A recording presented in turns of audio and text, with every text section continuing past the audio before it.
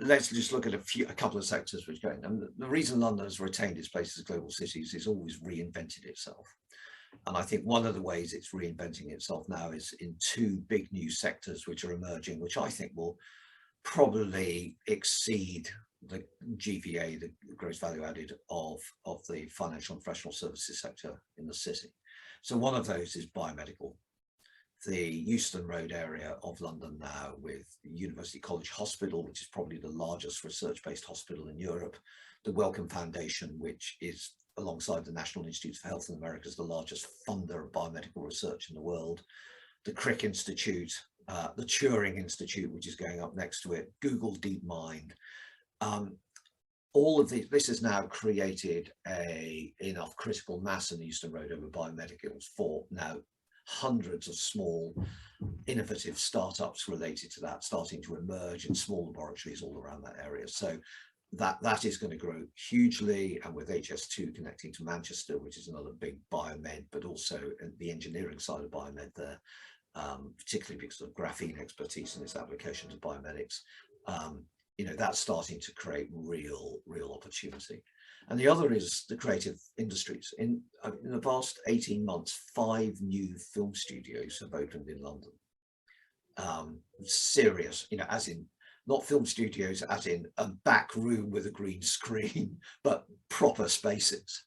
And the investment that's going to Shepperton, one of the oldest ones at the moment, from both Netflix and Amazon Prime, means that by the time that's finished, it will be the second largest film studio in the world.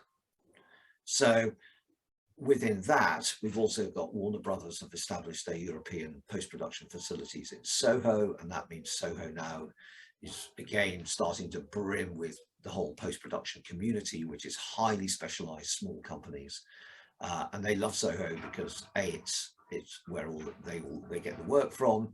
But the other thing about Soho is its life. It's a really invigorating place to be, and still retains that sort of bohemian air about it.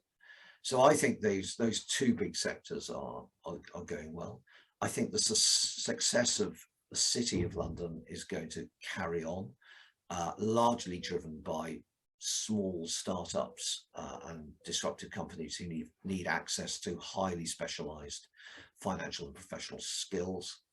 And then the final thing I think which is going to help London as a global city is that true global cities are basically in democracies and tend to have judges that take a very dim view of being offered brown paper envelopes stuffed full of banknotes, and take a very dim view of politicians trying to tell them what their judgment should be.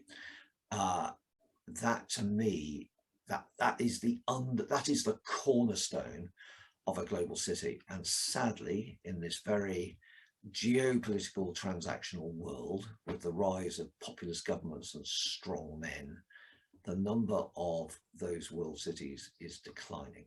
So would I want to have my commercial case heard in a New York court where there's a fairly good chance of it coming against a Trump appointed judge who saw their job as actually applying a political dogma rather than the letter of the law?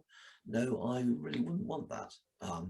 Do I want my arbitration heard in the Shanghai Court of Arbitration and Mediation, which is effectively a party institution? No, thank you.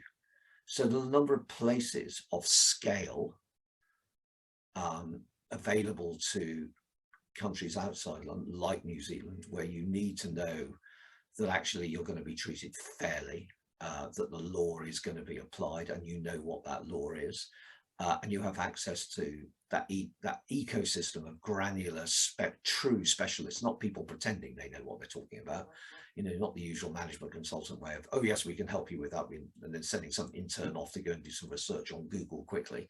You know, London is populated by small specialist companies who really do know what they're doing. I mean, it's very interesting. The population, the working population on a square mile of London, 70% of them work in companies with fewer than 20 people.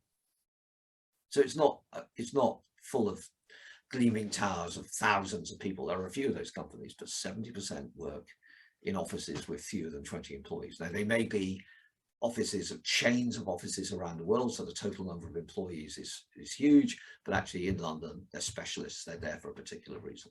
So I think London it can't be complacent.